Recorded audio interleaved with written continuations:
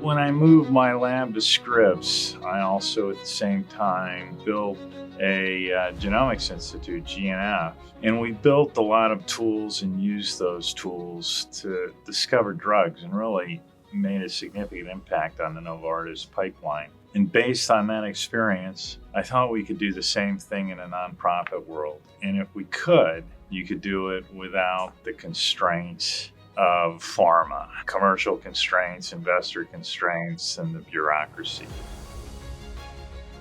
The early days at Calibr were a lot of fun. It was very much a startup biotech-like feel. One of the first meetings we had with Pete was titled New Project Ideas, and I think none of us knew what to expect.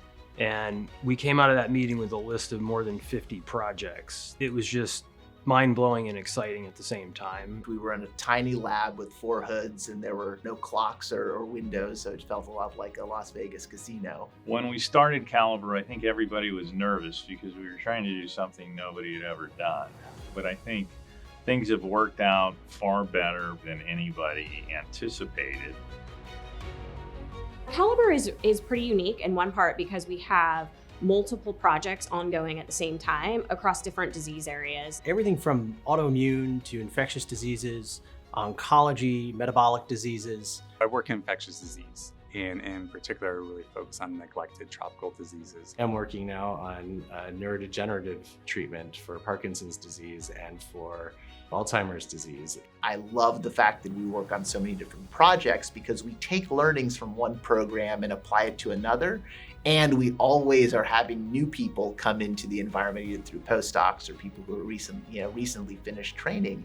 In fact, we found an HIV drug candidate that came from not the funders, not even myself, but a postdoc who had been in the lab. It's amazing. It's all cutting edge, all the new technologies, all the new methods. What makes us able to do so much with so few is that in alignment with Pete's vision, his leadership style, we cut out all of the stuff in between. His ability to innovate and synthesize new ideas is really kind of a singularity. It attracts people in the community to our cause. He really leads with the science. He's very passionate about the science, and that excitement invigorates everybody else. Doing drug discovery, you actually are making a drug that impacts patients and saves lives. And I think all of the people who are doing it do it for the same reasons I do it. It's both fun, exciting, but you're really having an impact. Calibr is truly distinct from other nonprofits in that we're fully equipped to take lab findings from the academic realm and swiftly develop them into novel drugs, both for neglected diseases and for those relevant to developed markets. We're unique in our ability to efficiently move assets in both categories into clinical trials, either in-house or via partnership with industry leaders, and Calibr is able to execute with a level of speed and sophistication that rivals venture-backed biotech and established biopharma companies.